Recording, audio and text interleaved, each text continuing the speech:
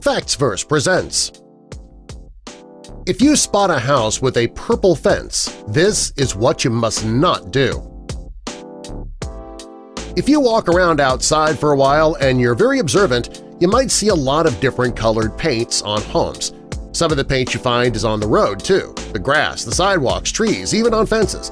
It's essential you understand what the paint means based on the color and location. If you're walking through the forest or a field and you see orange lines painted on the trees, take note. The orange paint means that the tree is due to be chopped down. It could be due to the decay or death of the tree itself, or a logging company could be taking it down to sell the wood. If the tree has a yellow line as well, it means the tree bears ginkgo. Painted lines on sidewalks all signify something. If you see pink or orange lines, it means that the city's planning to plant a tree in that spot. If there is a red stripe on the ground, it means that there is an electric power line below the surface. A green line means that there is a sewer or a drain under the sidewalk. A blue line means that there is a pipe nearby, probably a water pipe. Cities make sure to mark these areas so that nobody digs down and damages something. White lines in the road are commonly found, but they shouldn't be confused with the lines in the middle of the road designed for drivers. Another set of white lines signifies an evacuation route. They're painted there so that residents know where to go in case of an emergency. Many cities use yellow lines for traffic rather than white, and these lines let drivers know the rules of the road. Two solid lines means you cannot pass on either side of the road. A broken line on either side signifies that you can pass on that side only when it's safe. If you don't follow the lines, you could be pulled over and cited for a traffic violation.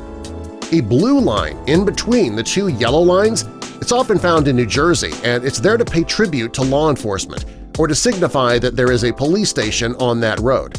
A red line in between the yellow lines means that a fire station's on the road, and green signifies there is a hospital or a medical center on that road. It helps new residents or visitors find these places of importance.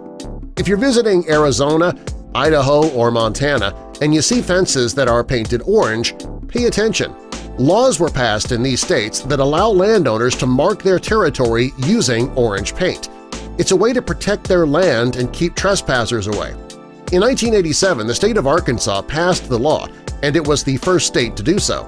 Afterwards, Arizona, Idaho, and Montana followed. Later, Florida, Missouri, Kansas, and North Carolina passed the same law. With this law in place, homeowners and property owners don't need to post "No Trespassing" signs on their property. The orange fence would be enough to let people know that they were not allowed on the property.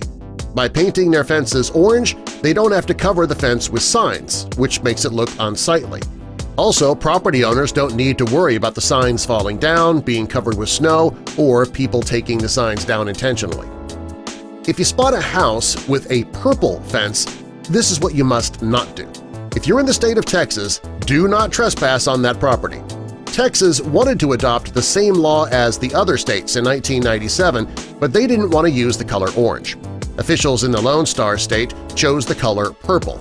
Like the other states who adopted the law, though, residents of Texas, they were finding that people were ignoring the "No Trespassing" signs, so they adopted the fence law. Texas chose purple for a good reason. Colorblind people can usually see purple clearly. That's why they chose that color. Under the purple paint law, Texas residents don't have to paint the entire fence purple. According to the law, the paint must be vertical, at least 8 inches long and 1 inch wide. The bottom of the marking needs to be 3 to 5 feet above the ground. In timberland, the marks cannot be more than 100 feet apart. On open land, they can be no more than 1,000 feet apart. It makes the markings visible before somebody trespasses. There are some people who don't know about the law and they trespass anyway. Property owners are trying to raise awareness of the law so that they don't find people hunting and fishing on their property. Subscribe for more.